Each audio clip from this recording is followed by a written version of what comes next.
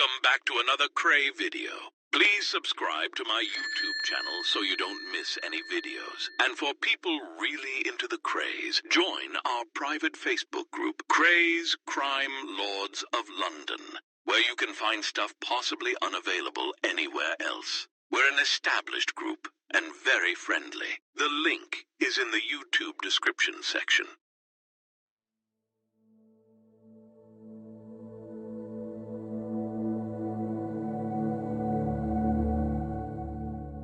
Welcome back, guys. We continue the story on My Infamous Two Brothers and Me.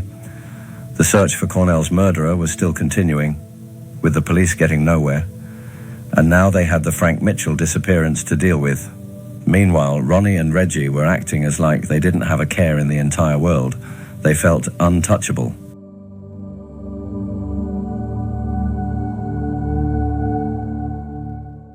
As spring in 1967 turned into summer, tension in the East End mounted. The police were no nearer to bringing George Cornell's killer to court, and now they had another East End mystery on their hands, the disappearance of Frank Mitchell. However, a far more significant event had been taking place at the Old Bailey, which was to have a serious knock-on effect for the twins, their firm and me. A South London gang, led by Charles Richardson, had received massive sentences in what had become known as the torture trial. The victory had given police chiefs at Scotland Yard a tremendous boost in their war against London's gangland. The spotlight, we quickly discovered, switched from south of the Thames to the East End, and the twins' manor in particular. I didn't see a lot of the twins, but whenever we did meet, I got the feeling that they were under scrutiny. In their favourite pubs, there always seemed to be somebody in a remote corner, watching points, taking notes. Ronnie and Reggie had followed the sensational month-long torture trial and appreciated the dangers ahead. But they had such a total lack of fear that they took the increasing pressure lightly, particularly Ronnie.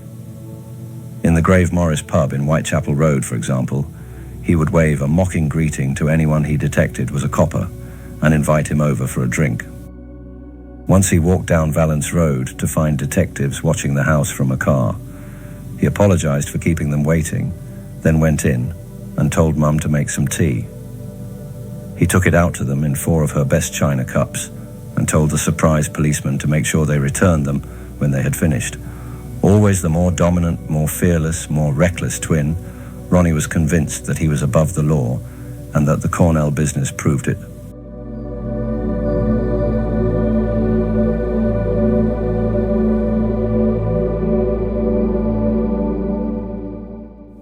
It was over a year since the killing. If the old Bill were going to nick him, he said, they would have done it by now. The fact that nothing had happened proved they couldn't touch him. I told him to cool it and warned that both he and Reggie were heading for serious trouble. But as usual, Ronnie didn't listen. With this air of invincibility, he started embarking on wild, extravagant plans to make vast fortunes with Alan Bruce Cooper, the mustachioed, stuttering American, who was now permanently on the scene. I didn't trust the man. He reminded me too much of Leslie Payne, whose elaborate plans also came to nothing. I was to discover that my intuition was right. In the spring of that eventful 1967, I went to Spain with Dolly and my daughter Nancy on an all-expenses-paid trip organized by an American friend, Joe Kaufman, who had gambling connections and an antique shop in New York. Shortly after our arrival at the Avienda Palace Hotel in Barcelona, Joe, a keen amateur photographer, told me he'd been taking some long-range pictures from his balcony and seen someone else's telephoto lens focused on him. At the time, I was amused. I told Joe he probably wasn't the only photographer in Barcelona. However, the incident was to have sinister implications.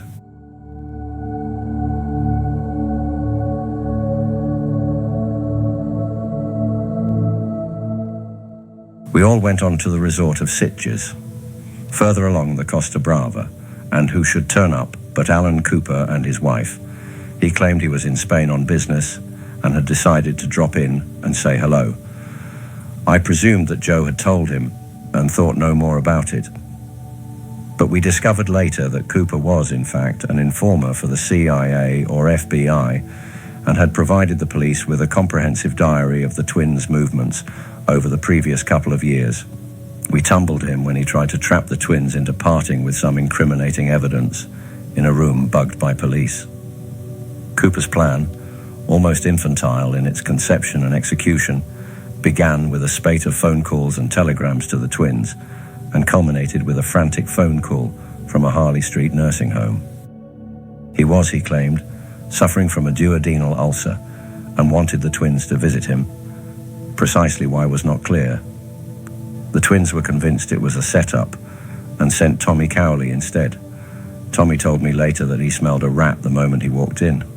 Cooper simply did not look like a man with an ulcer. Then shortly after they began talking, a nurse burst in, the old bill written all over her. She handed Cooper a menu and asked him what he wanted for dinner, which Tommy took to be a cue for Cooper to turn up the volume on the mic, probably hidden under the bedclothes. As soon as the nurse left the room, Cooper started talking about the gelignite Paul Elvey had gone to Scotland to get. Tommy looked suitably puzzled and asked why Elvey had gone there to get gelignite. To blow something up, of course, said Cooper.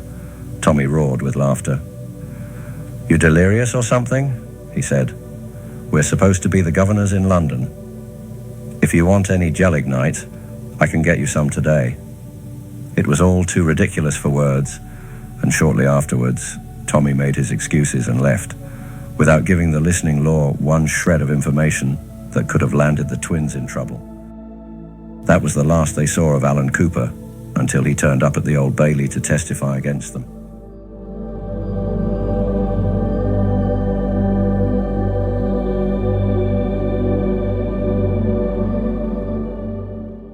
A friend of the twins, Harry Hopwood, called at my flat wanting £2,000.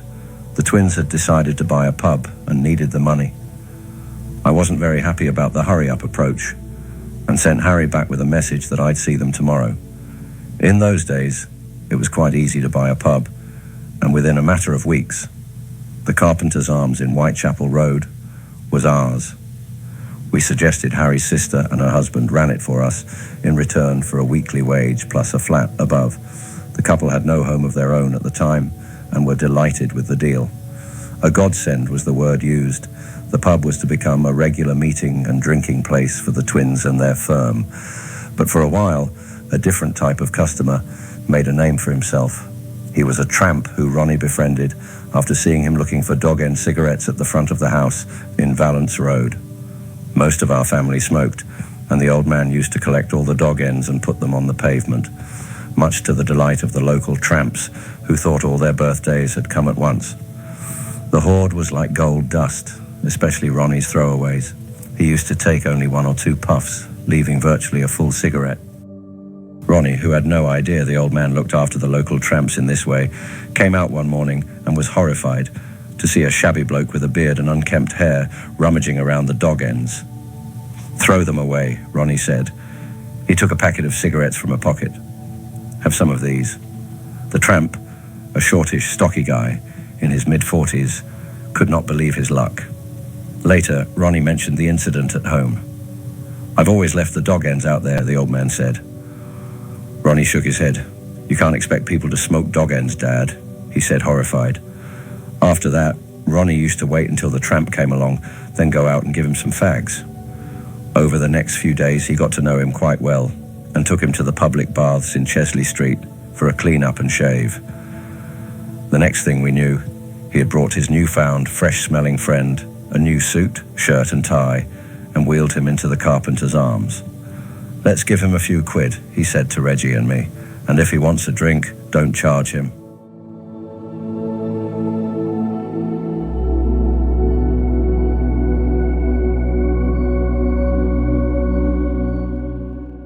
The mounting police interest did not bother Ronnie, and Reggie had a far, far bigger problem on his mind early that summer, Frances. She was becoming more and more depressed and seemed on the verge of a nervous breakdown. She had always been a highly strung woman. Reggie did not know it when he met her, but she had had a couple of minor breakdowns in her teens.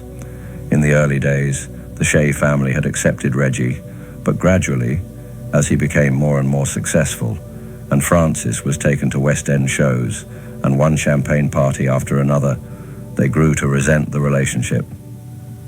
In a strange way, they seemed jealous of their own daughter, and this, I'm sure, played on her mind. For several months, just before Christmas and after, she was very depressed. Reggie suggested it might do her good to stay with her parents for a while, but Francis didn't seem too keen. A few days later, however, she suddenly disappeared. Reggie was out of his mind with worry. Nothing was heard of her for 3 or 4 days. Then Reggie got word that she was in hospital. When he discovered that her family had known where she was, he hit the roof, unable to understand why no one had bothered to tell him.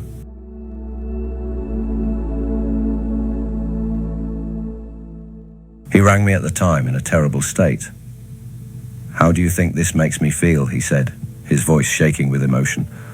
"A wife in hospital and the husband doesn't know." I couldn't say it to Reggie, but I wasn't too surprised at the Shea family's behavior. They had never treated Reggie with any respect. Whenever he called round at their house to pick her up, before they were married, the parents never invited him in. They would call down from an upstairs window, "She'll be out in a minute," and they would leave him to wait in his car. Sometimes he'd wait an hour. I told him I could not have stood for it. I would have driven off, but Reggie loved Francis enough to put up with anything. Naturally, he went to see her in hospital, and a day or two later she came home. But she did not look well. Her eyes were lifeless, her face pale and drawn. All the vitality and effervescence she had displayed on her wedding day 2 years before had gone, leaving her looking much older than her 23 years. Then she went to stay with her brother, and the next time Reggie saw her, she was dead.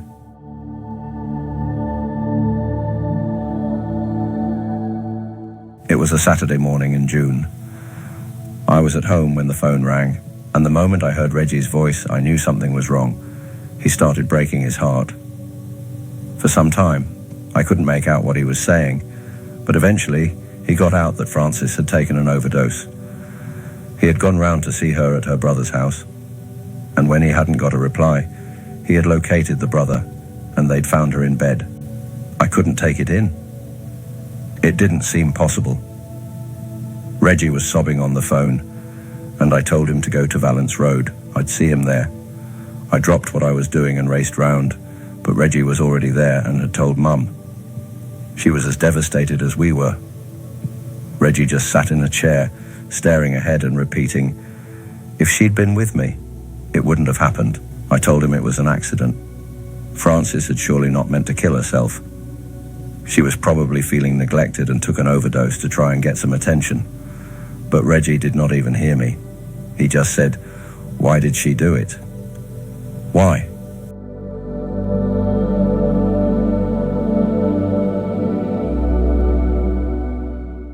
Reggie's heart was broken. He wanted to see Francis's body after the autopsy at Hackney Mortuary, and he asked me to go with him. There is a police station near the mortuary, and while we were in a small room waiting to be called, 2 policemen walked in. We couldn't believe it. Reggie started to choke with anger, but I begged him to ignore them. They would probably have excused themselves by saying they were checking that Ronnie wasn't around. They just stood there watching us. I felt like saying, "Can't you find a better time?" But heeded my own advice to Reggie. Having an argument in a place like that would have been dreadful. It would have made us lower than them. Finally, we were called and went into another room where we could look through a window at the body. The 2 policemen moved so that they could half see us in a mirror. Reggie and I stood looking at Francis, and then Reggie started to cry, and I walked out of the room, leaving him to release the grief and heartbreak he'd been bottling up since that terrible Saturday morning. The policemen were watching him, and as I passed them, I felt like lashing out. But I just sat down and ignored them and waited for Reggie. And when he came out, still choked, I just said, "Come on, let's go home."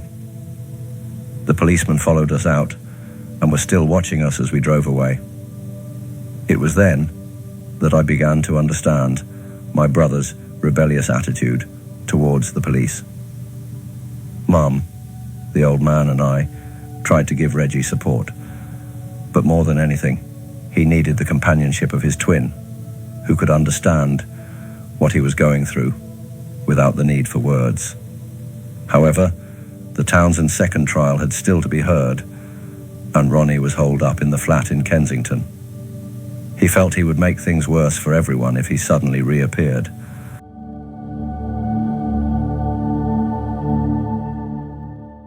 Reggie wanted Frances to be buried in her wedding dress, but the family said no.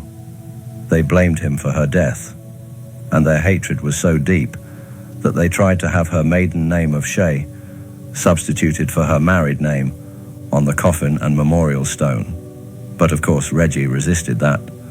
The funeral was held at the church, where Frances and Reggie had been married just 2 years before, and it caused a personal problem for Father Hetherington, who would conduct the burial service.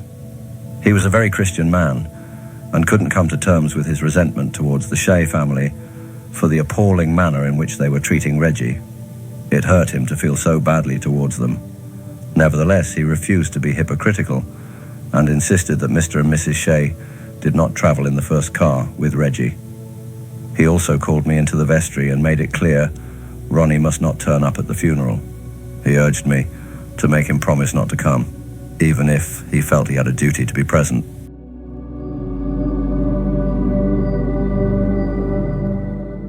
Ronnie wanted to pay his last respects to his brother's wife, but he thought too much of Father Hetherington and Reggie even to consider breaking his promise. The police did not know this, of course, and on the day, police cars lined the route to the church, and detectives mingled incongruously with mourners. The occasion was bad enough for all who had known and loved Frances. To have her death robbed of the dignity it deserved just made it worse. Reggie did not speak to the Shay family after Frances was laid to rest. He didn't want to know them. They blamed him for their daughter's death, and he blamed them. They said he had always been bad for her. And he said they caused her mental problems by trying to pull her away from him. It was pure hatred on both sides.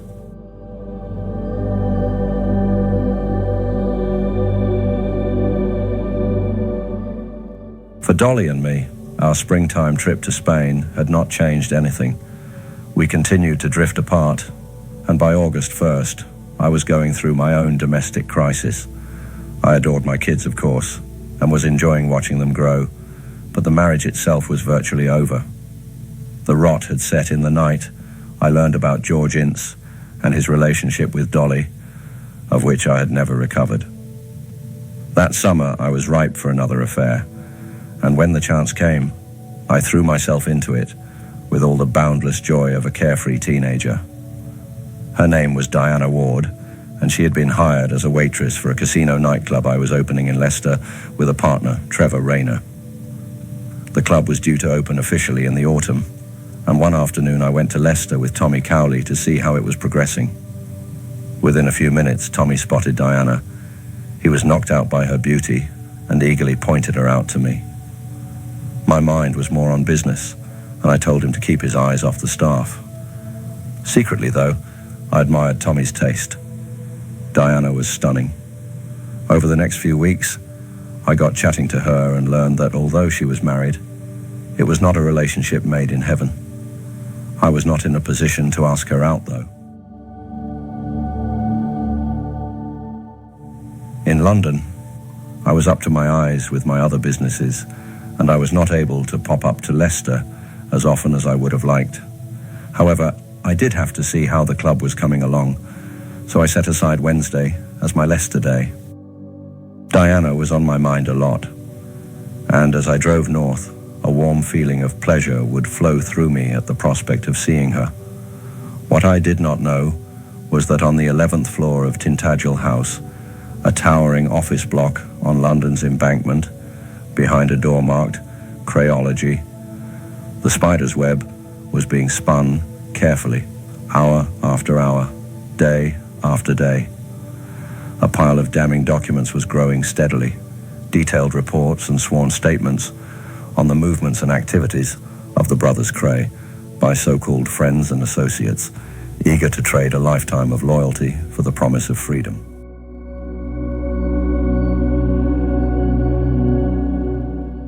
The story will continue in the next part, my friends. Thank you for listening to this one, and I'll see you soon.